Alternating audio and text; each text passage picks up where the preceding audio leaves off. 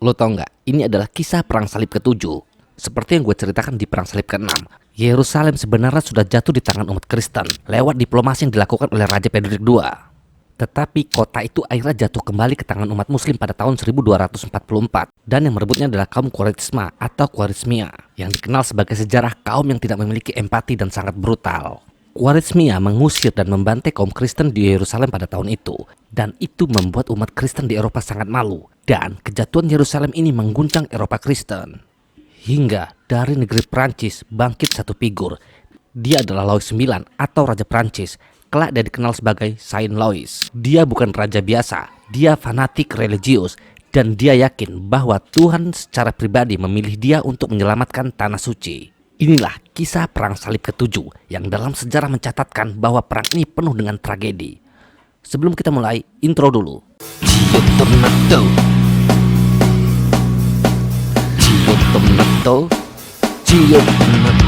Pada tahun 1244, Louis IX jatuh sakit parah.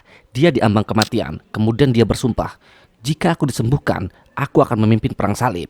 Nah, kemudian dia sembuh dan sumpah itu dia laksanakan, yaitu memimpin perang salib. Tapi masalahnya adalah banyak bangsawan dan penasihat kerajaan yang menolak dia memimpin perang salib. Itu dikarenakan karena di perang salib sebelumnya umat Kristen selalu saja gagal. Tetapi Raja Louis tidak peduli, dia tetap menjalankan misinya. Kemudian untuk membiayai perang itu, dia menjual semua hartanya lalu menaikkan pajak. Lalu Raja Louis IX pun mengerahkan pasukannya. Pasukannya adalah kesatria Prancis, tentara bayaran, serta bangsawan Eropa Barat. Nah, di sini dia nih. Terlihat sebuah kejeniusan dari Raja Louis IX. Dia ternyata mempelajari masa lalu. Dia sangat paham betul kenapa Yerusalem tidak pernah berhasil direbut. Itu karena Yerusalem di bawah lindungan Mesir. Jadi Raja Louis IX memiliki strategi baru dalam perang. Louis IX mengatakan, selama Mesir kuat, Yerusalem tidak akan pernah direbut. Itu karena, yang pertama, Mesir adalah pusat ekonomi dunia Islam. Yang kedua, Mesir merupakan sumber pasukan, logistik, dan uang. Dan yang ketiga, Mesir merupakan jantung dinasti Ayyubiyah. Maka rencana Raja Louis IX sangat jelas, yaitu hancurkan Mesir terlebih dahulu, baru dia merebut Yerusalem. Lalu pada tahun 1248, misinya pun dimulai. Pasukan salib berangkat dari Prancis menuju Siprus sebagai titik persiapan. Jumlah pasukan itu 15.000 sampai 20.000 orang. Pada bulan Juni tahun 1249, mereka mendarat di Damietta, kota pelabuhan penting di Mesir. Dan kegilaan besar pun terjadi. Ketika pasukan Muslim dan pasukan Kristen ini bertemu, peperangan tidak bisa dihindarkan. Karena ini sebuah serangan mendadak, ini menjadi sebuah kejutan besar bagi Muslim. Tentara Muslim mundur, Damietta jatuh tanpa perlawanan yang berarti. Pasukan tentara salib pun bersorak. Louis IX dianggap raja pilihan Tuhan. Namun ini adalah sebuah awal dari kesalahan besar. Namanya juga sifat manusia, tumbuh rasa jumawa di hati Raja Louis IX. Apalagi Raja Louis IX mendengar kabar bahwa Sultan Ayyubiyah As-Salih Ayyub telah meninggal dunia. Itu yang artinya Mesir kehilangan pemimpin. Dan disinilah rasa percaya dirinya semakin tinggi karena Mesir tidak ada lagi pemimpin. Dia merasa perang ini sangat mudah untuk dimenangkan dan kesombongan itu akhirnya dimulai. Alih-alih memperkuat Damietta, Louis IX malah memerintahkan pasukan bergerak ke selatan menuju Kairo mengikuti aliran dari Sungai Nil. Dan akhirnya masalah pun mulai muncul. Yang pertama, Sungai Nil mulai banjir dan itu membuat tentara salib sulit dalam melewatinya. Yang kedua, banyak tentara salib yang terkena penyakit. Yang ketiga, ternyata cuacanya sangat panas ekstrim. Dan cuaca ini sangat berbeda dengan cuaca yang ada di Eropa, yang artinya tentara pasukan salib tidak bisa mengimbangi cuaca itu. Dan yang terakhir, jalur suplai ataupun logistik mulai terganggu. Sementara itu, situasi di pihak Muslim yang pertama adalah setelah wafatnya Sultan Ayyubiyah As-Salih, kekuasaan sementara dipegang oleh istrinya yaitu Sajar al-Dur. Siapa itu Sajar al-Dur? Dia adalah seorang wanita yang paling cerdas di Timur Tengah pada abad ke-13. Dia memiliki kemampuan yang sangat hebat, dia memiliki ketajaman politik, dan orang-orang Eropa menganggap dia adalah wanita yang paling berbahaya. Lalu setelah wafatnya Sultan As-Salih Ayyub, ternyata para komandan Mamluk mulai mengambil alih kendali militer. Apa itu Mamluk dan siapa itu Mamluk? Mamluk ini bukan orang Mesir asli. Mereka ini direkrut dari Asia Tengah ataupun Turki. Dari kecil, orang-orang Mamluk ini dilatih militer dan mereka diputus keluarga dari identitas lama dengan tujuan yaitu menciptakan tentara yang hanya loyal kepada penguasa. Yang artinya Mamluk adalah pasukan berani matinya Mesir.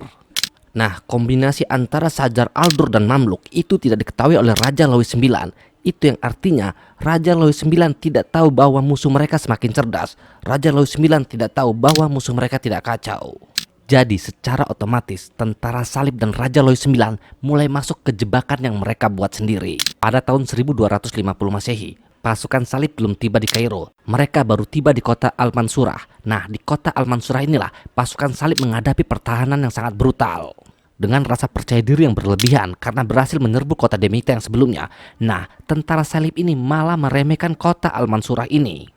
Akhirnya, kesalahan fatal dari pihak tentara salib pun terjadi. Pasukan salib ini menyerbu kota tanpa koordinasi. Mereka memasuki sebuah jalan kota yang sempit. Padahal jalan kota yang sempit itu merupakan sebuah perangkap maut. Nah, ketika tentara salib mulai terjebak di antara jalan yang sempit itu, muncullah pasukan Mamluk. Mereka menyerang dari segala arah. Mereka menyerang dengan membabi buta. Mereka menyerang nyaris tanpa ampun. Dan itu mengakibatkan ribuan tentara salib tewas. Bahkan banyak jenderal dan komandan perang dari tentara salib yang ikut gugur. Dan itu mengakibatkan moral tentara salib ikut hancur. Walaupun demikian, Louis IX masih bertahan, tetapi tidak dengan pasukannya. Pasukannya ada yang kelaparan, dan pasukannya ada yang terjangkit disentri.